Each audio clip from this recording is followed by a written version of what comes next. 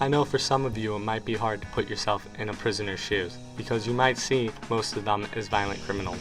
But in reality, only 5% of the incarcerated are in there for violent crimes like homicide and assault. While 46% of people incarcerated are there for drug offenses, and a majority of those drug offenses involve marijuana.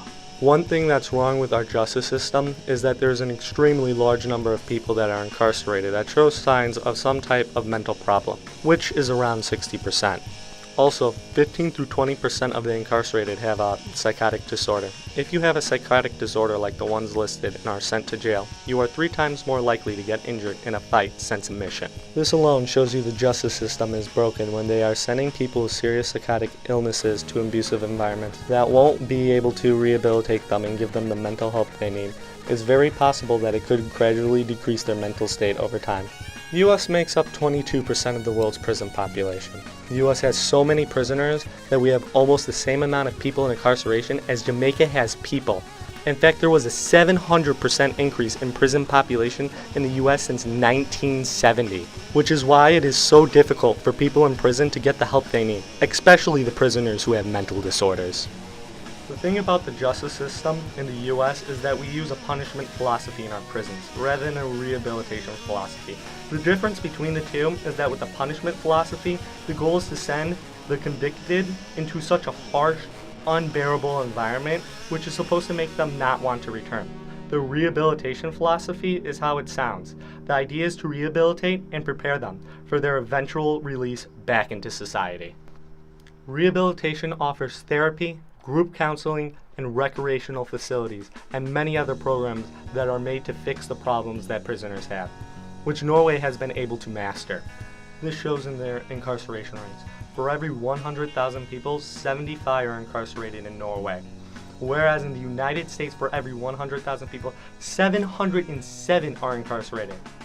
To show you another point of how Norway's justice system is superior, it has one of the lowest recidivism rates at an astonishing 20%. On the other hand, the United States has one of the highest recidivism rates at 76.6%. An interesting difference between many Americans and Norwegians is that many Norwegians think that taking away one's freedom is enough of a punishment. So their duration of time in incarceration is significantly less than expected in the US.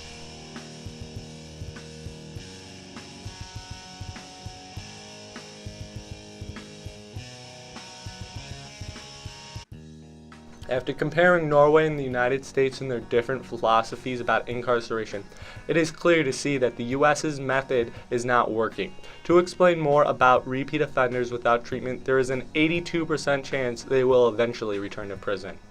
But with treatment, there is a 61% chance they will return to prison sometime in their life. Some of you may be thinking that 61% is still a high percentage, but it is a 21% decrease in repeat offenders, and the US is still kind of new when it comes to the rehabilitation of the incarcerated. 43% of people who are incarcerated will return to prison within a year, while 77% will go back within 5. A theory for why repeat offender rates are so high in the US is that convicts have a more difficult time adapting to society after being away for so long. On top of that, obtaining a job is more difficult because of their criminal records. This can stop them from being productive members in society.